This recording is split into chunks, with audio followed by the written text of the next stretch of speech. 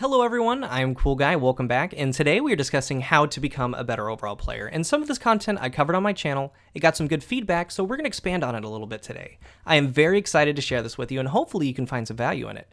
Now when we play, we tend to be laid back, right? We see stuff, we aim at stuff, we shoot at stuff, we just pop in the game and go. It's simple, it's a lot of fun, it's mindless, and I like to think that there's a switch, and all of a sudden, you're just in autopilot mode. You become a zombie. I do it, you do it, we all do it. So let's step back, try to break that habit, and we're going to be practicing a little bit differently and focusing on key aspects of our game. Now, the goal is when that switch turns on, you would have built good habits, and you'll notice right away what you did wrong. Some of us want to get better, some of us want to get to the lighthouse, so this guide is all about you. Play to your strength, embrace it. Are you a passive player? Are you aggressive? Do you like to patrol areas? Do you like to be in choke points? Do what you do it well, so let's build off of it. And for these practice drills, Rumble and 3v3 Skirmish, they are the playlist recommendations. 6v6 Control and Clash, they're fun, and you can choose to practice in them, but those game modes can be a little too chaotic, and we're focusing on some individual skill sets.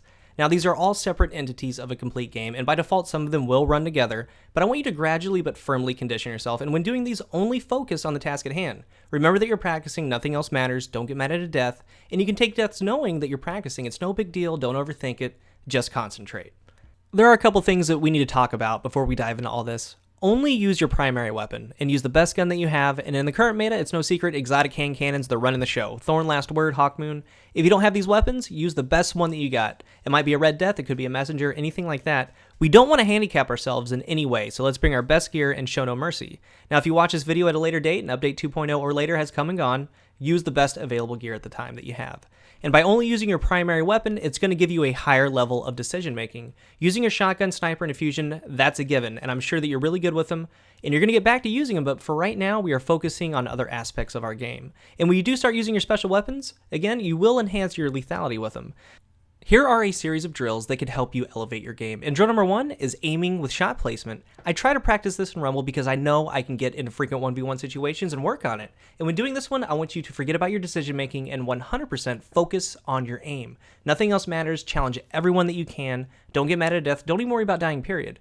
This clip in the background is the best example I can give you because we're working on our gun skill and a couple things to improve our aim. The first is acquiring your target as quickly as possible, meaning as soon as you see the enemy, stick your reticle right on his head, keep it glued as fast as you can, because we're also working on our reaction time.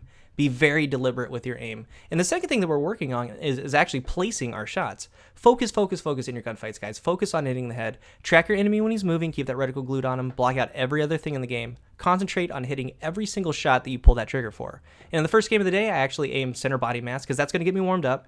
Then I start going for criticals the second game. And it's always recommended that you guys run around with your reticle at head level because it's going to decrease the amount of distance you have to move to acquire your target. The key is to focus on it. And drill number 2 is to always be next to cover, always. If you're moving into enemy territory, be sure to be aimed down sights when you're moving around those corners, and especially if red is on your radar.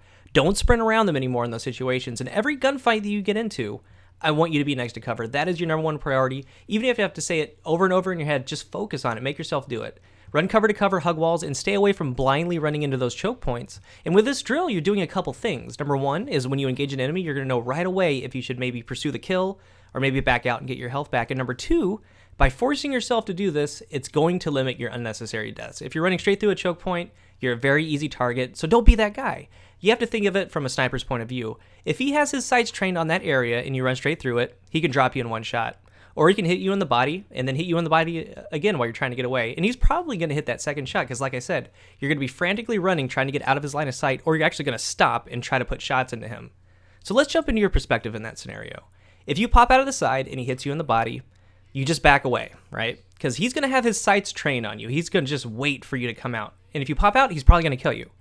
So there is no point to pop out and challenge him right there. The percentage of winning that gunfight is severely in the sniper's favor, even if you have a sniper as well. So move on, get your shields back, and don't take that death. And you're going to find yourself in these type of scenarios throughout all of your games.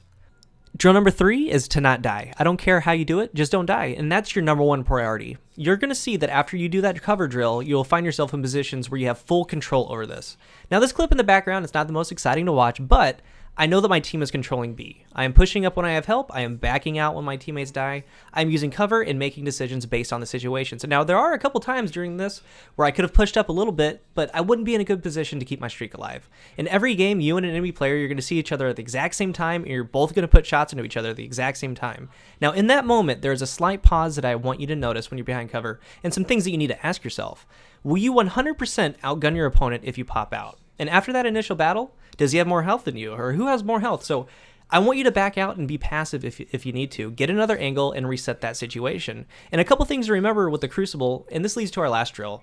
And over the 2,000 plus games that I've played, I think only 2, and one was in the beta, have actually gone to full time limit.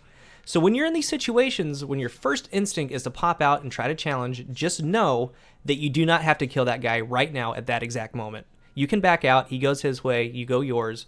You both live another day, and you're going to notice, and I can promise you that when you do this, opportunity always presents itself somewhere on the map.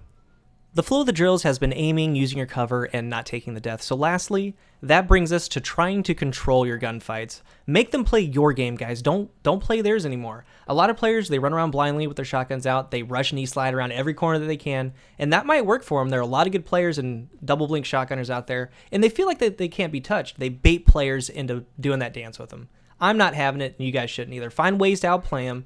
And with the shotgunners, I create as much space as I can when I know that they're trying to bull rush me with it. Even if I have a shotgun out myself, that goes from jumping backwards to trying to use my vertical space to not even engaging the fight at all. I let them know that they're not going to do that to me. And by the end of the game, I want them to use their primary on me. And when you create space on them, they're defenseless. And the same thing goes for a sniper. There's always that one guy, and you know exactly who he is. It seems like every time you get into his area, he just takes your face off. So try something a little bit different next time. A good example are the long sight lines on Pantheon. We have the waterfall side, but let's use the B side as the example. Now, a lot of snipers post up at the end of those hallways, and a lot of the time you go out there, you try to outsnipe them the whole game. You just keep going back and back and back. Now, I know it feels good to destroy him, but instead of just running out there, let's either hug the inside wall of B, and there are 2 boxes in the middle of that map for cover. Or you can go down to the bottom heavy side, jump up into mid, and get to that box. Just try to get close to him and make him uncomfortable. Just your presence is going to make the difference. Or maybe you go all the way down on that heavy side up right next to him. Maybe he's focused on you and your teammate snipes him. So make them play your game, guys. Don't play theirs anymore. And you can do these drills as much as you want. Now, the whole goal is, like I said, is when that autopilot switch turns on, you can do some of these things naturally. And when you die, you can get a sense of what went wrong. Now, there will be times where you can't do anything about it. A golden gun, cross map, rocket, a sniper might get a good play on you. That's all a part of the game. Don't sweat those things. Now, if you have a capture device, record yourself practicing and reviewing your gameplay. You can learn so much about yourself, your tendencies, and what you can work on. Then the next week, you can record yourself again and see how you're doing. Now, if you have an Xbox One, snap the game DVR, record for the last 5 minutes, and same goes for PlayStation 4. You can get a little bit more time out of it. Now, whether you're just starting out, you're an average player, or a more advanced player, I hope that you can take something from this guide. It's always good to remind yourself, practice hard and practice with purpose. Thank you guys for watching, and until the next one, I am Cool Guy.